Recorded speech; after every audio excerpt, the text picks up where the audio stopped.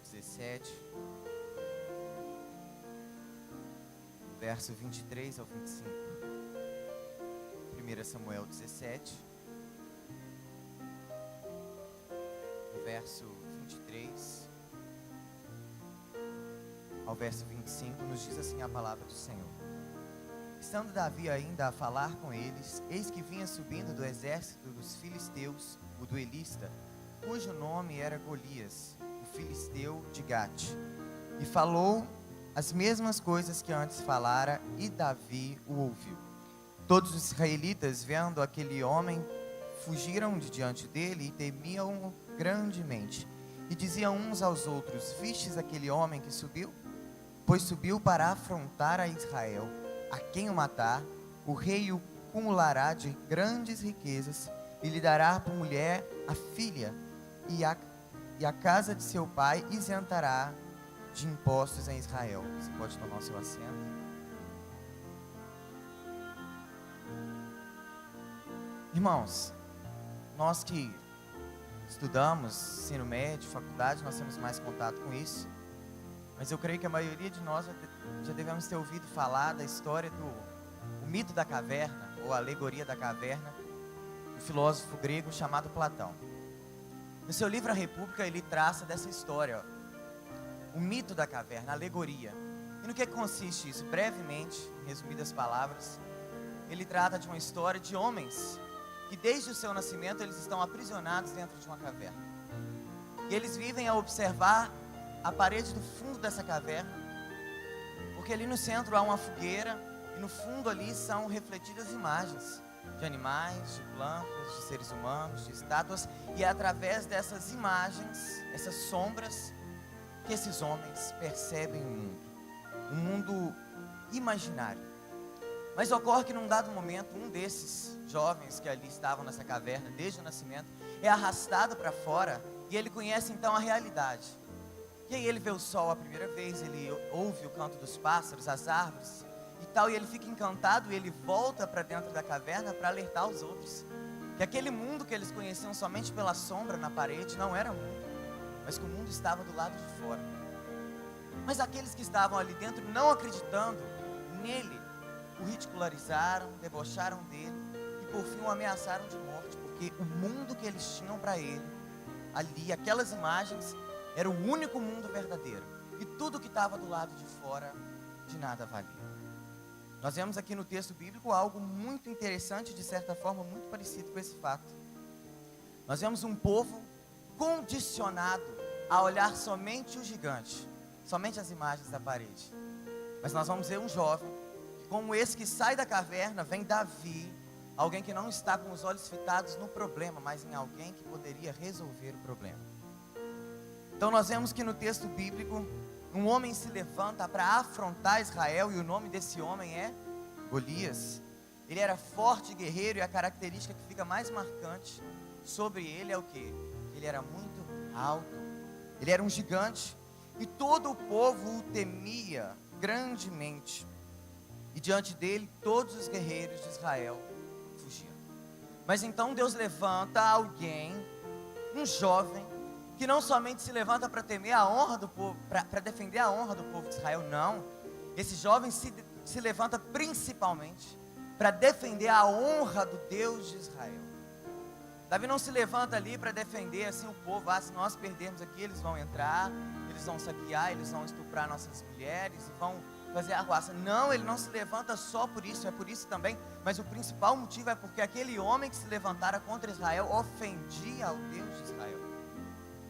Então Davi se levanta contra um poderoso inimigo que ali estava impondo ao povo o medo, assim como a caverna impunha a prisão. E nós vemos por tema nessa noite que Golias não foi o real problema de Davi. Então qual que foi o real problema de Davi? Nós vamos aprender isso nessa noite. O primeiro tópico é o risco em ouvir a multidão. Por que o risco em ouvir a multidão? Nós vemos que no verso 24 do texto, todos os israelitas, vendo aquele homem, fugiam de diante dele e temiam grandemente. O exército ali de Israel, havia milhares de soldados, Ou seja, isso constitui o quê? Uma multidão. Então toda essa multidão de soldados teme grandemente o gigante. Eles temem grandemente aquele que se levanta contra eles. E aí tem um grande risco, quando nós estamos inseridos na multidão, e a multidão ela começa a gritar algo, nós temos que tomar cuidado. Talvez a multidão esteja gritando algo, e Deus não esteja nisso que ela está falando. Há um ditado que diz que a voz do povo é a voz de Deus, e normalmente isso não é verdade. Normalmente a voz do povo é a voz da falta de senso, é a voz do diabo, em outras palavras.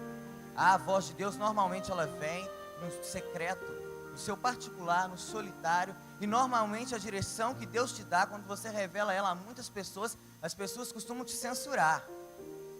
Não, isso que você está fazendo não pode. A multidão normalmente tem uma direção diferente daquilo que Deus tem para nós. Nós vemos aqui então que o exército ele tinha uma visão. Qual que era a visão do povo? Correr. Diante do grande gigante, a única visão sensata, diriam outros, é o quê? Fugir. Não, Deus não quer isso de nós não, que nós enfrentemos um problema que nós não podemos vencer. Há até membros da igreja que às vezes eles se levantam para a gente e falam assim: não, isso aí você não pode mexer não. Nessa área do ministério de louvor você não põe a mão. Não, naquele adolescente ali você não mexe não, porque o pai dele é muito bravo. Isso é do diabo, irmãos. Isso não provém de Deus não. Deus não é Deus de covardia. Ele não nos deu espírito de covardia. Ele nos deu espírito de ousadia para enfrentar as dificuldades. Deus levanta o Golias para que nós mesmos, através do poder de Deus, o derrubemos, ainda que seja com a pedrinha e com a funda. É isso que o nosso Deus costuma fazer. Mas nós não podemos aqui sermos hipócritas e dizer assim: ah, então o exército é muito covarde. Ah, se fosse nós, naquele povo, nós vamos falar assim: Davi, nós estamos contigo, estamos juntos e não abrimos, não é isso? Nós vamos descer para o campo de batalha e vamos arrebentar o Golias. Não, não é isso que nós iríamos fazer. Igualmente como soldados do exército de Israel, talvez aqui a maioria de nós, eu e você, faríamos a mesma coisa. Veríamos o grande gigante e voltaríamos correndo. Nós não podemos ser hipócritas, sabe por quê? A situação era drástica. Veja o que a Bíblia diz sobre Golias um pouco antes, no capítulo 17. Olha, quem Golias era? Um guerreiro chamado Golias, que era de Gate, veio do acampamento filisteu. Ele tinha 2,90 metros de altura. Ele usava um capacete de bronze e vestia uma couraça de escamas de bronze que pesava 60 quilos. Nas pernas usava caneleiras de bronze e tinha um dardo de bronze pendurado nas costas. A haste de sua lança era parecida com a lançadeira de tecelão e sua ponta de ferro pesava 7,2 kg. Seu escudeiro ia à frente dele. Isso é o que o texto está dizendo. Irmão, você consegue imaginar o que é um homem de 2,90 metros de altura, cuja só couraça dele pesava 60 quilos? Agora eu vou falar de mim, abrir um parênteses aqui. Eu correria. Ah, eu fugiria. Eu vejo o Esdrinha dessa altura. Se o Esdrinha falar que vai me bater, eu corro. Imagina um de 2,90 metros de altura. Uma couraça, só a lança, a ponta da lança dele pesava 7 quilos. Só a ponta. Irmãos, que cena não era essa? Todo um exército, acuado para a batalha, acampado, mas aí de repente se levanta um homem, o qual não existia naquela região, de 2,90 metros, isso é altíssimo para eles, porque a média daquele povo é uma média baixa, uma média de altura, e você vê aquela armadura de bronze, possivelmente no sol, ela reluzia. Irmãos, deveria ser uma imagem aterrorizante. Era a imagem desse gigante que se levantava para a batalha. Só que existe aqui algo muito interessante: temer não é o problema. Nós vemos Cristo lá no Getsemane, ele orando, ele pedindo assim: Pai, se for possível, afasta de mim esse cálice, mas se não for, cumpra-se a tua vontade. Muitos teólogos concordam que nesse momento havia várias misturas de sentimentos em Cristo, mas possivelmente o medo era uma delas. Irmão, se Cristo temeu, nós não iremos temer. Temer não é o problema é fugir.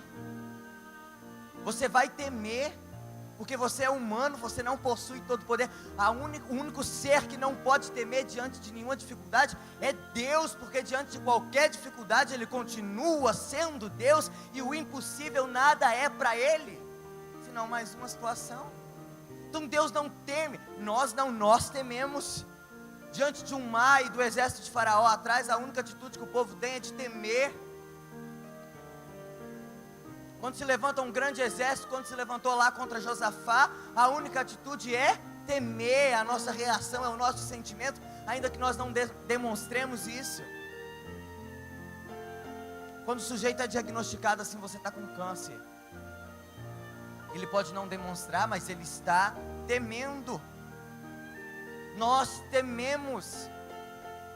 O ser humano é característico dele, mas fugir não. Eu posso temer uma situação, mas não me acovardar diante dela. Está em mim a característica de temer, mas não está em nós, crentes salvos, lavados e remidos no sangue de Jesus, a característica de fugir diante do problema. Não, o problema ele precisa ser enfrentado, o problema precisa ser confrontado. Deus não chama pessoas para fugir da batalha, pelo contrário, Ele chama. Quando todo mundo está fugindo da batalha, Ele quer que o servo dele corra em direção à batalha. Carter Collum, um pregador americano, num de seus sermões, ele conta a história de policiais americanos que vinham correndo naquele 11 de setembro, policiais e bombeiros, enquanto todo mundo se afastava daquela tragédia, daquela cortina de poeira e de fumaça que se levantava, enquanto todos corriam para salvar suas vidas, esses bombeiros e esses policiais, eles corriam em direção à tragédia. Esse pregador, ele diz assim: Senhor, não deixe que o meu senso pelo seu reino seja menos que isso. Enquanto as pessoas correm do campo de batalha, dá-me o senso de correr em direção à batalha, porque o Senhor nos chamou para guerrear, o Senhor prepara os nossos dedos para a batalha, não é isso que o salmista diz? Deus não nos chamou para termos a ação de covardia e de correr a batalha, de correr perante a batalha, mesmo que o gigante tenha uma altura enorme, mesmo que a armadura dele imponha temor. Deus nos dará o escape no momento correto. E o risco de andar com a multidão, ele se faz em todo momento. Veja que Jesus, ele sempre andou com a multidão, ele sempre esteve com a multidão, ele sempre falou com a multidão, e foi no meio da multidão que ele operou os seus sinais e os prodígios. Entretanto, Jesus nunca ouviu e nunca pertenceu à multidão. Jesus tinha os seus 12, dos 12 ele tinha 3, e dos 3 ele tinha 1. Era sempre assim, a sua rodinha era sempre fechada. Digamos o termo aqui, panelinha. Ele tinha os seus 12, dos 12 ele tinha 3 mais chegados, e dos 3 ele tinha 1. E é assim que nós devemos ser. Irmãos, quantas vezes a própria igreja não se torna uma multidão que aponta para uma direção contrária àquela que Deus deu? É ou não é o que nós estamos vendo na igreja brasileira? A igreja brasileira é uma igreja, pelo menos a igreja evangélica, vou dizer só aqui, da nossa, que com 50 milhões de cristãos, nós somos só a multidão que faz barulho. Mas os 12, o Jesus, está muito longe. Esses estão muito longe de nós. 50 milhões de cristãos que não fazem nada e que não mudam a nação, a direção deles só pode estar errada. Ou Deus não é o Deus que nós conhecemos. Mas como Deus é o Deus que nós conhecemos, não é homem para que minta, nem filho do homem para que se arrependa, a multidão possivelmente está seguindo um caminho errado. A multidão que saúda Jesus quando ele entra. Hosana, bendito é o que vem em nome do Senhor, não é? Jogando aqueles ramos, quando ele entrava em cima do jumentinho, saudando o rei, é a mesma multidão que vai gritar: crucifica. Essa é a maior prova que a multidão, ela não tem um senso, ela não tem um padrão, ela não tem uma direção. Aqui é pedra, aqui é pau, ela muda rapidamente. A multidão oscila, e há um grande risco em nós ouvirmos a multidão. O risco é esse evangelho que nós vemos aí, um evangelho de agrupamento, um evangelho de bagunça, um evangelho que só faz barulho, um evangelho nós vamos fazer o inferno tremer, faz nada. faz nada. Os demônios estão ali pulando juntamente. Eu me lembro que o pastor Manuel, quando ele começou aqui em 2009, um dos primeiros sermões que ele pregou, ele disse assim: irmãos, se você procurar Jesus nesses shows gospels que tem por aí, você não o encontraria. Aí eu fiquei revoltado com aquilo, eu era muito novo, eu amava o show, estava na época Aline Barros vindo, Fernandinho, Valadares, não conhecia esses negócios, estava todo mundo muito empolgado. Eu falava assim: não, mas não está. Jesus não estaria nesses lugares. Jesus estaria no Getsemane orando. Jesus estaria na porta ali, ó, do seu quarto fechado, clamando ao Pai, porque Ele e o Pai eram um. E essa concepção que nós precisamos ter, ainda que nós não sejamos um elemento da Trindade, nós em Cristo somos um com Deus. É preciso ter cuidado com a multidão. E Davi aqui, inserido num grande grupo, num exército, numa multidão aterrorizada, que deixava o campo de batalha às pressas. Possivelmente, a Bíblia não relata que Davi temeu, mas possivelmente o Davi também temeu. Diante do gigante, possivelmente o Davi, que era um jovem de aproximadamente 16, 17 anos, ele temeu.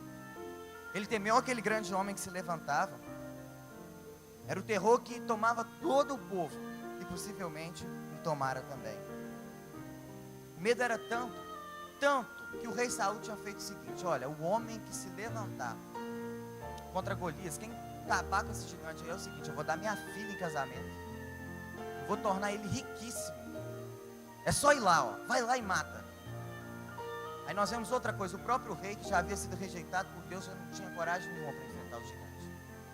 O rei, o homem com quem Deus deveria ter um relacionamento íntimo, o rei não vai. E aí a covardia do rei o impele a uma atitude: ó, eu vou recompensar quem for, quem sabe pela recompensa humana alguém se levanta, quem sabe pela recompensa alguém resolve ir. Só que maior do que o desejo, o ensejo do povo pela recompensa, era o medo deles diante de Golias. Eu até tenho vontade de casar com a filha de Saul, Mical. Eu até tenho vontade de ficar riquíssimo, talvez seja um homem importante no reinado de Saul. Eu tenho vontade de tudo isso, só que tem um porém. Ah, o Golias é grande demais, ele é forte demais, ele é poderoso demais, eu não vou. Não, eu vou deixar para o meu irmão aqui, que ele é mais corajoso que eu, ele vai lá e ele vai vencer essa. Era esse o sentimento do povo. Eles estavam comentando entre si que haveria sim uma grande recompensa. Mas quem era aquele que se levantava para ir? Ninguém. É por isso que no verso 24 nós lemos que o povo corria aterrorizado diante da dificuldade. Aí nós aprendemos uma outra lição. Talvez diante da dificuldade da sua vida, que eu não sei qual é, e talvez eu jamais vou saber, você tem corrido de diante dela. Aí você se esquece que há um prêmio, o prêmio da soberana vocação em Cristo Jesus, que nos espera no final da caminhada. Nós estamos, irmãos, correndo, nós estamos numa pista de corrida, esperando alcançar o alvo, e no final ali, ó, no alvo, há um prêmio em Cristo Jesus. Nós não podemos perder de vista esse prêmio que nos espera no final. A vida eterna em Cristo é o prêmio que deve superar qualquer medo diante de qualquer dificuldade. Irmãos, qual dificuldade, por maior que seja, pode ser maior do que a eternidade com Cristo? Na tarde de hoje, quando eu preparava esse sermão, eu me deparei, ele me tocou mais do que qualquer outro sermão que eu pregava. Eu tenho 4 anos de batizado, 4 anos de membro da igreja, 5 anos liderando. E aí você começa a chegar num momento que você acha que tudo que você está fazendo está bom demais. Não, o que eu faço está ótimo, eu nem preciso fazer mais nada, Deus está satisfeito comigo. Esse pensamento ele é muito diabólico, não tem outra palavra. E aí quando você começa a pensar assim, você abre precedente para o pecado. Quando você abre o precedente para o pecado, o diabo entra de sola e tirar tudo aquilo que você segurou durante anos. Fica difícil, mas fica muito difícil. Talvez esta também seja a sua dificuldade. Você na sua vida espiritual, você esmoreceu, e você diante dessa preguiça sua, dessa sua letargia espiritual, você tem fugido, você não enfrenta o seu devocional. Talvez como eu, diante do seu pecado, que é o seu Golias, Você também tem que fugir. Não, eu não vou enfrentá-lo, pode dar muito problema. Deus não nos chamou para isso, irmãos. Tomemos a nossa armadura, enfrentemos o nosso pecado, a nossa apatia, a nossa letargia, a nossa dificuldade, porque Deus é conosco. Ele quem prometeu, Ele fará, irmãos. Ele é poderoso para perdoar o pecado, e não somente, mas Ele te fortalece para vencer o pecado. Eu creio nisso, preciso crer nisso a cada manhã. Aí então eu serei impelido a marchar contra o inferno. Não há outra saída para aquele que é servo. Sai fora da multidão, para de olhar o gigante, fixa na recompensa. A recompensa é a vida eterna em Cristo Jesus. Assuma, enfrenta o seu pecado, enfrenta o seu Golias. E há uma outra característica muito interessante enquanto se foge do campo de batalha, quando a multidão está falando um negócio. Quando tem um departamento na igreja, não mais porque nós não funcionamos mais em departamento, só existe um departamento de louvor oficialmente. Mas quando há alguma área na igreja em que ninguém mexe, e ninguém tem coragem de mexer, aí quando levanta-se alguém, o pessoal todo que tinha capacidade para fazer, sabe o que eles fazem? Eles chamam para baixo. Não, vai dar certo não. Vai não, rapaz, isso não é de Deus não, nós estamos aqui há anos, ninguém nunca mexeu. Vai não. Você sabe por quê? Porque quando a multidão ela começa a gritar uma direção, ela quer que todo mundo siga aquela direção. Porque se alguém começar a caminhar em outra direção, pode parecer que toda a multidão está indo para o caminho errado. E a multidão, além de ser covarde, ela é egoísta, ela não quer que ninguém siga para o lado certo. Se está todo mundo indo para o inferno, vamos todo mundo dar a mãozinha e vamos junto. Ninguém vai para o céu não. É isso que a multidão quer. Isso, no texto. O exército aqui, você não vê ninguém na narrativa do capítulo 17 inteiro falando assim, não, eu vou lá. Ou alguém encorajando Davi, pelo contrário, quando Davi diz que vai, a gente para desencorajá-lo. Você sabe por quê? Porque todo mundo temia o Golias, todo mundo era covarde o suficiente. Aí quando se levanta um jovem de 17 anos para enfrentar o Golias, sabe o que acontece? Aquele tanto de homem fica com cara de quê? De covarde. Ah, eles não podem admitir isso. Não, nós não podemos admitir que um menino de 17 anos entre lá.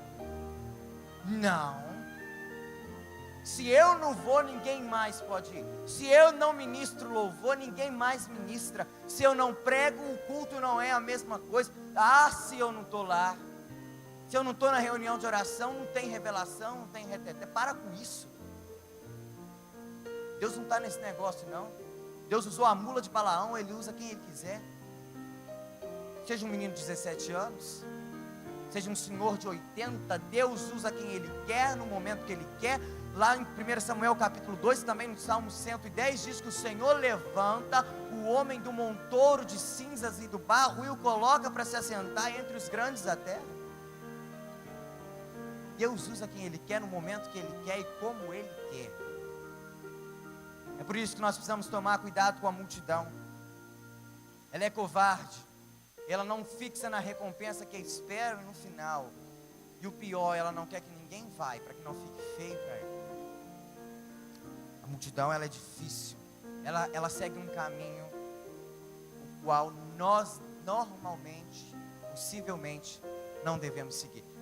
Eu me lembro quando a igreja, o presbítero Jorge se lembra bem disso, quando a igreja começou a mexer na construção aqui. Mas o tanto, foi ou não foi, presbítero Jorge, de comentários de que a igreja não conseguiria fazer aquilo que ela desejava fazer. Um domingo de manhã, o pastor Manuel apresentou aqui, eu não sei se os irmãos se lembram, um slide com aquilo que a igreja seria, aquela fachada lá, daquele jeito ali que está. A nossa fachada era completamente diferente. Ele apresentou todo o projeto, e aí um tantão de gente, eu me lembro disso, eu era novo, mas eu me lembro, mas não vai dar, a nossa igreja não tem dinheiro para isso, nossa igreja não tem dinheiro para pôr ar-condicionado, a nossa igreja não tem dinheiro para isso, para aquilo, a nossa igreja não pode, a nossa igreja não irá fazer. Irmãos, o nosso Deus é o dono do ouro e da prata. Eu não estou pregando aqui um evangelho de vitória, de dinheiro, de conquista, mas se Deus o prometeu, Ele o fará. João Calvino diz isso, que se Deus o prometeu, inevitavelmente Ele o fará, e ninguém poderá impedir. Deus queria fazer aqui nessa igreja. Deus queria nos dar. Nós não tínhamos dinheiro para trocar o transformador, para que os ares funcionassem. Nós oramos por dias e aí a CEMIG veio cá e trocou o transformador, que custaria 15 mil reais de graça. Era o nosso Golias, ele caiu diante da oração. Mas a multidão estava falando que não daria. Mas havia um grupo de homens, o conselho dessa igreja, juntamente com os pastores, focando uma direção, a direção que Deus havia dado. E no final, o que aconteceu? Deus fez. Nós também aprendemos que a confiança no Senhor é a resposta para todo e para qualquer problema. Ela é e sempre será a resposta para o problema. Você bem se lembra que o tema que eu disse aqui é que Golias não era o real problema de Davi. Você se pergunta então, mas por que o Golias não era o real problema? Eu queria te levar a uma reflexão bem simples. O problema em si nunca é o problema. Não. É a solução que nós daremos para ele que constitui o problema. Como assim? A minha bicicleta estragou. Ela está lá parada e eu preciso usá-la. Isso não é o problema. Isso é o fato, aconteceu. Quanto a isso eu não posso fazer nada. Agora, como eu vou fazer para resolver, para consertá-la? É que é o problema. O dinheiro, de onde eu tirarei, as peças, quem arrumará. Isso em si era o problema. Então Golias, não, ele não era o problema, ele era o fato. Golias era o fato. Qual que era o real problema? O real problema era, então, como Golias seria derrotado. Ainda assim, esse não era o problema de Davi. Então qual que era? O problema de Davi, nós vimos, foi a multidão. Mas por que o Golias não era? Porque Davi estava inteiramente confiado no Senhor. Isso significa que quando Davi tivesse uma batalha, seria o Senhor que pelejaria por ele. É aquele texto que diz, olha, essa batalha, Josafá, não tereis que pelejar. Aí o anjo do Senhor sai de sua tenda e fere os nossos inimigos. É basicamente isso, irmãos. O nosso problema não reside naquilo que o diabo levanta contra nós, ou naquilo que o próprio Deus permite que se levanta contra nós. O nosso problema reside em ter uma vida continuamente entregue ao Senhor, porque se isso estiver corretamente feito, se a nossa vida estiver completamente no altar, então não há nenhum problema diante de nós que ficará em pé, porque é o Senhor quem batalha por nós. O problema de Davi aqui nem era o Golias, não. O problema dele aqui foi a multidão que falava, que desencorajava. Isso porque Davi estava confiante ou confiado no Deus de Israel e Yahvé, Deus de Davi. Golias estava vencido, irmãos, antes mesmo que a batalha começasse. Irmãos, isso é glorioso demais. Se você que está aqui nessa noite, você tem mantido a sua vida de oração, apesar de todas as dificuldades, se você tem continuado a dobrar os seus joelhos e a clamar ao Senhor, se você tem buscado a revelação do Senhor na palavra, se você tem jejuado, saiba que o problema que se levantou, ou que tem se levantado, ou que se levantará contra a sua vida, já está vencido. Essa batalha ele já perdeu. Deus já venceu por você. Acabou. A sua vida só precisa estar confiada no Senhor. E para que a nossa vida ela esteja confiada no Senhor verdadeiramente, é necessário que o Senhor ele esteja presente em nossa vida. É assim que essa confiança acontece. Olha o que o texto de 1 João 5,14 nos diz. Essa é a confiança que temos ao nos aproximarmos de Deus. Se pedirmos alguma coisa de acordo com a vontade de Deus, Ele nos ouvirá. Ali no início está o segredo, olha. Essa é a confiança que temos ao nos aproximarmos de Deus. Aqui tem uma lição muito valiosa. Quando Golias se levanta, a gente costuma querer aproximar de Deus. Aí está tarde, irmãos. Está tarde, às vezes a gente cava o próprio problema, a gente vai buscando, e quando acha o problema, aí Deus não te livrará. O máximo que Ele vai fazer é te dar força para você enfrentá-lo. Mas não é assim que funciona. Eu me lembro que há um tempo atrás, o Kennedy, irmão da nossa igreja, que toca aqui, baixista, ele é sargento, ele me passou um vídeo no WhatsApp e eles haviam prendido um sujeito, e o sujeito estava naquele carro assim que tem aquela gaiola de prisão, e no vídeo o sujeito havia sido tomado por um demônio. Ele estava endemoniado e falando contra os policiais, e o Kennedy na viatura, dirigindo, se eu não me engano. E aí teve um policial muito metido a crente, que ele disse assim: ó, você está repreendido em nome de Jesus. Ah, para quê? Ele devia ter ficado calado, ele ia dormir sem aquela. O demônio mudou a voz na hora e falou com ele assim: mas você está me repreendendo? Eu estou lá na sua casa, eu estou lá com você nisso. Você está me repreendendo? Você não tem autoridade para me repreender, não. Tinha esse vídeo até outro dia. Irmãos, cuidado ao evocar o nome do Senhor somente na tribulação.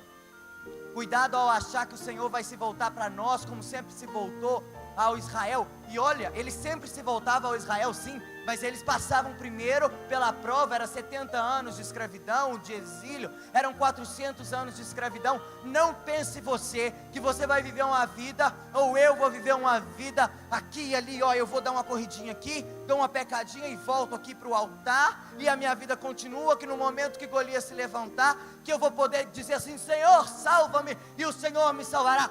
Não salvará. Deus não é mordomo, Deus não é um Deus que está aqui para nos servir. Pelo contrário, quem serve a Ele somos nós somos os escravos e Ele é o Senhor. Paremos com isso, irmãos.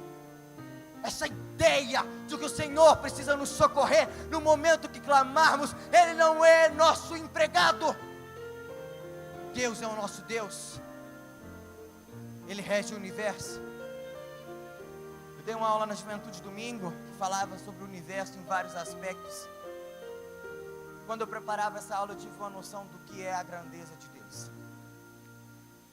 E eu trazia para os meninos que o que a ciência conhece do nosso espaço, do universo, é cerca de 15 bilhões de quilômetros.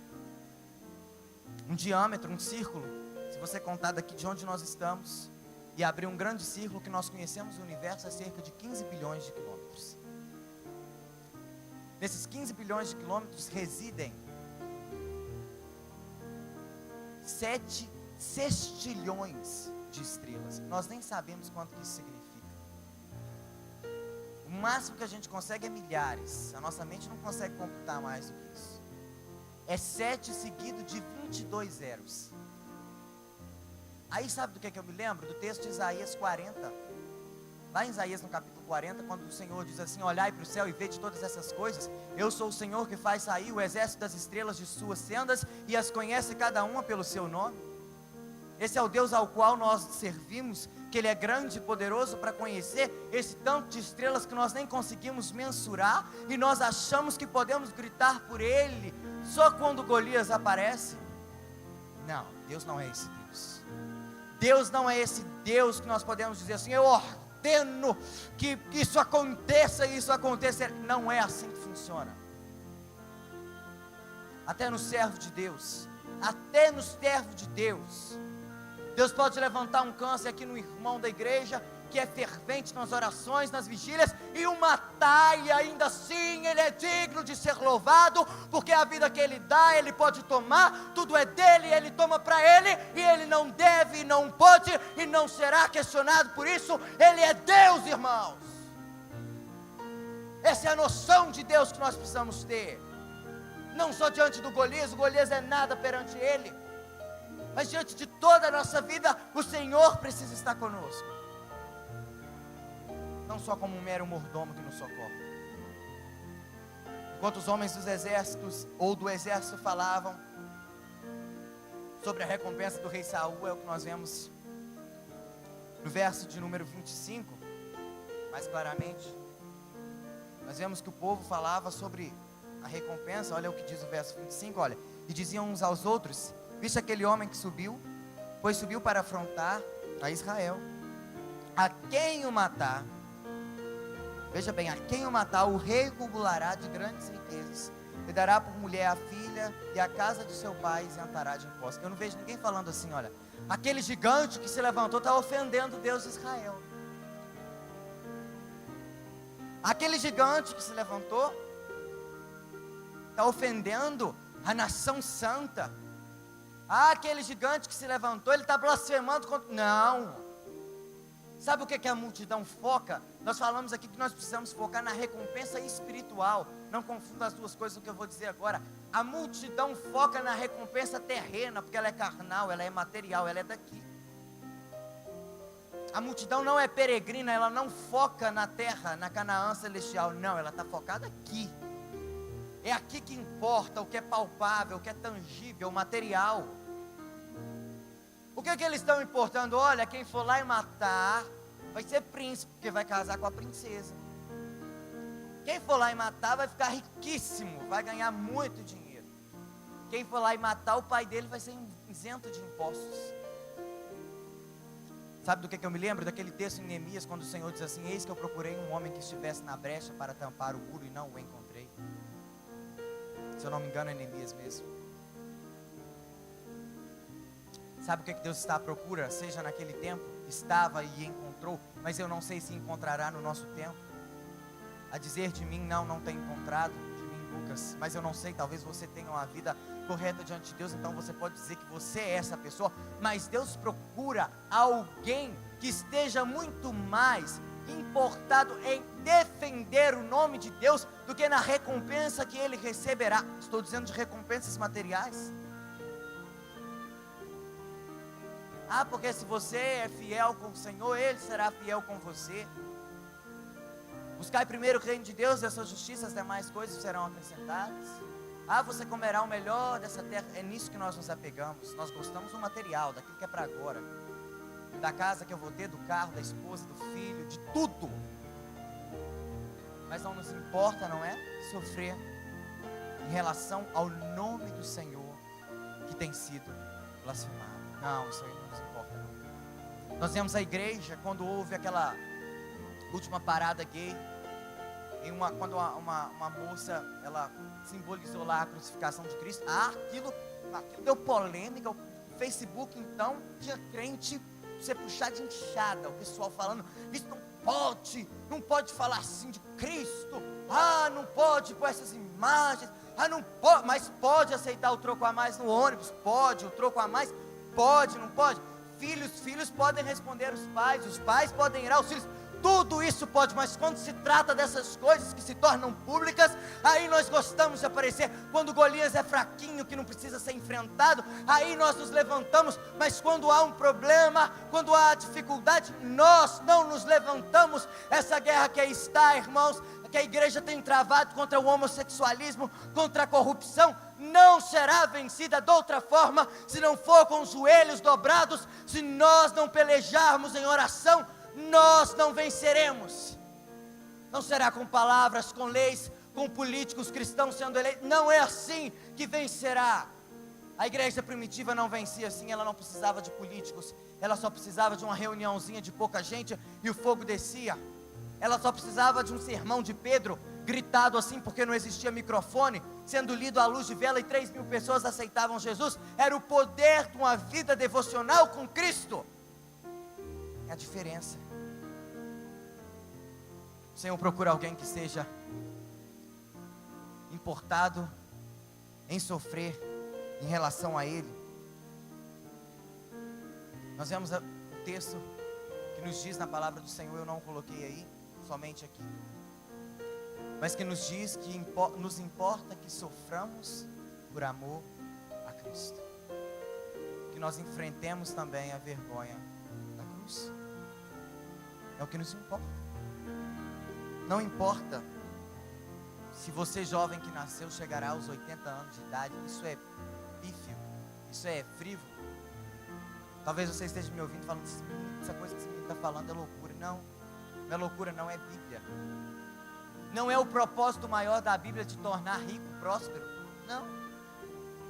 Não é o propósito maior de Cristo te dar bens materiais, também não. Uma longa vida, também não. O propósito maior de Cristo é a salvação, para que na eternidade, irmãos, entenda isso, para que na eternidade nós gozemos da vida verdadeira, porque isso que nós vivemos aqui é ilusão. É isso que Coríntios diz, que isso que nós conhecemos aqui está revelado em parte, mas quando vier aquilo que é eterno, aquele que é eterno, tudo que é em parte será aniquilado, então nós o conheceremos face a face, completamente. É isso que nos importa. Deus está procurando pessoas que façam como Davi, que tenham a confiança estabelecida no Senhor, para que então Ele possa travar a batalha. Precisamos identificar qual é o nosso real problema e assim combatê-lo. E quase sempre, o seu problema e o meu, ele está ligado com a sua vida espiritual. O que isso quer dizer? Isso significa que na maior parte das vezes o problema não é o outro, é você. Sabe por quê? A multidão só vai te influenciar se você for como um menino inconstante levado por todo vento de doutrina. Ah, mas se você tem a casa construída na rocha, então vem a multidão que vier, ainda que ela te crucifique, a sua posição será a mesma. Ainda que se levante o problema que se levantar, você está crente que o Senhor derrubará o seu gigante. Essa é a fé que o Senhor deseja produzir em nós. A fé que através dele, os problemas, as muralhas, elas se rompam. Que seja pela pedrinha que o Golias caia. Que seja pelo anjo que desce no arraial dos inimigos e mata todo o exército inimigo. Que seja pelo grito que a muralha caia. Que seja pelo cajado estendido que as águas se fendam. Irmãos, eu não sei como Deus fará na sua vida, mas eu sei que Ele continua sendo Deus da providência.